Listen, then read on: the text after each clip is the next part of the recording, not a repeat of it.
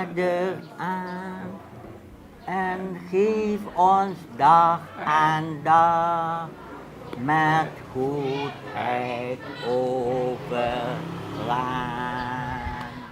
kepada Allah yang Maha Kuasa. Itu Jadi lagu memang diajarkan waktu di sekolah dulu. iya, Sekolah SD, sekolah Belanda ya. iya. Lagu yang mereka nyanyikan adalah lagu berbahasa Belanda. Mereka juga fasih berbahasa Belanda. Tapi ini bukan di negeri Belanda. Dus die Europese lagere school zal straks door de LCC. Mereka adalah bagian dari generasi ke-11 penerima hak waris Cornelis Chastelain.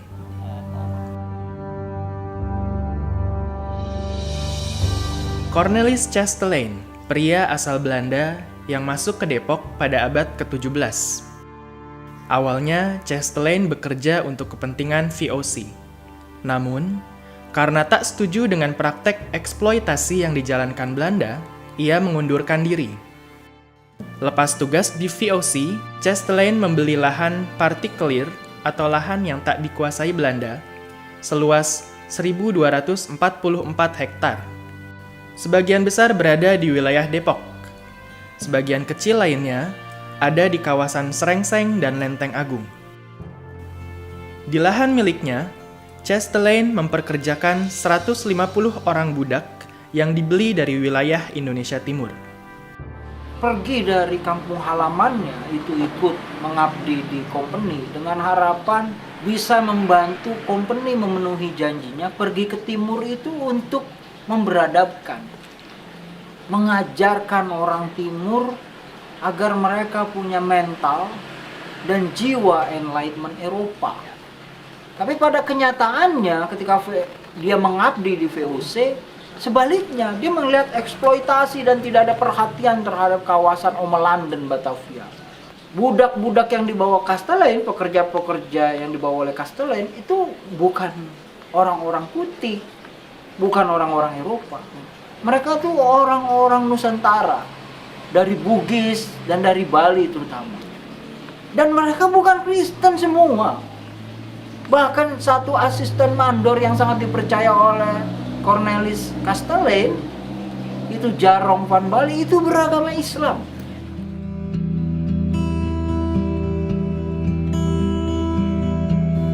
Chastelain mengelola wilayah dan masyarakatnya sendiri. Pemerintah Hindia Belanda bahkan menyetujui wilayah yang dikelola Chastelain menjadi Gemeente Bestuur atau wilayah otonom yang memiliki pemerintahan sipil. 28 Juni 1714, Chastelain wafat dan meninggalkan surat wasiat. Dalam wasiatnya, Chastelain memerdekakan 150 budaknya dan seluruh tanah miliknya diwariskan kepada mereka. Para budak yang telah merdeka hidup sejahtera. Mereka berpendidikan dan dapat bekerja di pemerintahan. Beberapa bahkan menjadi petani kaya dengan tanah puluhan hektar. Merekalah yang kemudian disebut sebagai Belanda Depok. Tapi, para penerus pewaris Chastelain lebih senang disebut kaum Depok. Yang sebenarnya buat orang Depok sendiri, orang kaum Depok tidak suka dibilang Belanda Depok. Karena kami bukan orang Belanda, kami tidak ada darah biru, kami adalah budak-budak yang dikirim oleh Cornelis Chastelain. Istilah Belanda Depok ini harus dilihat dalam konteks kultur orang Betawi yang punya kebudayaan namanya poyokan. Poyokan itu panggilan kesayangan begitu loh ya. Misalnya itu kan muncul ketika misalnya si Mamat palanya Panjul dipanggil Mat Panjul begitu ya. Si Dul palanya Pitak dipanggil Dul Pitak begitu. Jadi bukan hendak mengejek apalagi menghina. Tapi itu panggilan keakraban begitu ya. Buat saya nggak masalah, cuman saya membela. Saya meluruskan bahwa sebutan itu enggak tepat, enggak akurat, enggak cepat ya dikatakan Belanda Depok. Sebab kita orang Indonesia. Jadi saya harap itu juga jangan sampai disebut lagi.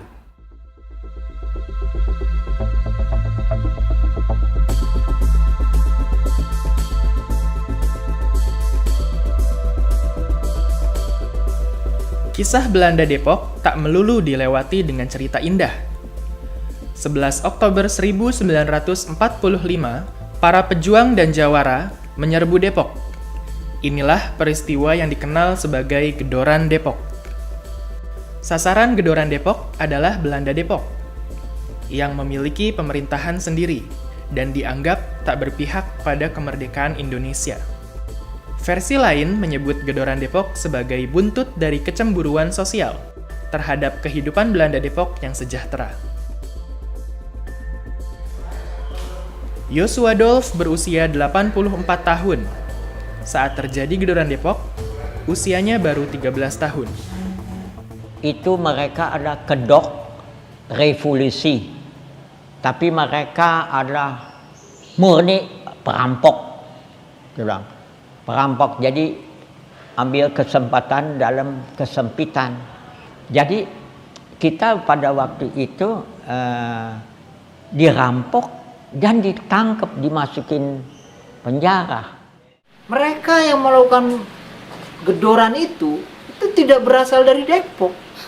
Bukan orang Depok, tapi itu pasukan yang berasal dari luar Depok karena terdorong, tersemangati, dan bahkan ada yang mengatakan mengambil untung dari peristiwa vacuum of power setelah proklamasi dan semangat street organisasi atau organisasi jalanan dan semangat untuk anti kolonial yang menaik bersama proklamasi digabungkan dengan aksi-aksi banditisme begitu ya. Dia pengen untuk Joshua Dolf dan Verdi adalah satu kerabat.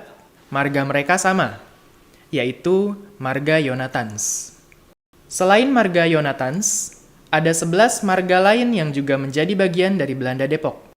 Nama warga yang mereka gunakan adalah pemberian Chastelain.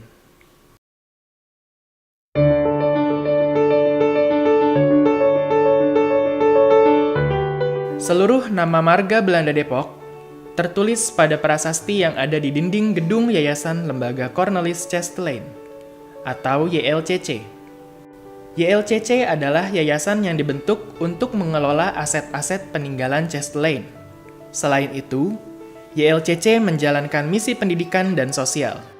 Lembaga Cornelis Chastelain memang dibentuk komunitas 12 marga untuk menjaga seluruh aset-aset warga Depok, kaum Depok, untuk bisa dirasakan kembali ke warga Depok, Pak. Salah satu aset peninggalan Chastelain adalah Gereja Immanuel. Gereja tertua di Depok ini dibangun tak lama setelah Cornelis Chastelain masuk ke Depok. Tak sekedar memiliki nilai sejarah, gedung Gereja Immanuel juga menjadi bagian dari berkembangnya nilai keberagaman dan toleransi. Jadi kalau toleransi beragama di Depok memang dari dulu cukup baik, Pak. Baik, nggak ada masalah. Bahkan di Jalan Pemuda ini sudah dibangun 2 pesantren besar. Kami tidak bermasalah dengan mereka dan hidup rukun damai. Setiap perayaan Natal mereka juga bantu menjaga gitu, Pak. Dan dari kalau Idul Fitri kami yang menjaga. Kami memberikan lahan gratis untuk di lapangan untuk sembahyang Id itu, Pak ya. Nah, itu di situ kami juga berusaha memperlihatkan toleransi beragama kami gitu, Pak. Selain Gereja Immanuel, masih banyak peninggalan Chastelain yang lainnya yang masih bisa dilihat hingga hari ini. Upaya menjaga aset bersejarah bukanlah perkara mudah. 28 Juni 2014, terjadi kontroversi. Yayasan Lembaga Cornelis Chastelain yang ingin membangun Tugu Chastelain mendapat larangan dari Pemkot Depok. Pasalnya, Pemkot Depok khawatir tugu ini adalah bentuk kristenisasi. Tugu Chastelain pertama kali dibangun 28 Juni 1914 pada peringatan 200 tahun meninggalnya Cornelis Chastelain. Tahun 1960-an, tugu tersebut dihancurkan karena dianggap sebagai simbol antek-antek Belanda. Kami coba bangun, Pak. Ternyata pemerintah waktu saat itu 2014 melarang pembangunan monumen itu karena ada beberapa hal lah, terutama mengenai ada kata-kata yang kurang cocok untuk pemerintah Depok. Tapi berkat dorongan media 1 bulan kemudian monumen itu bisa dibangun kembali.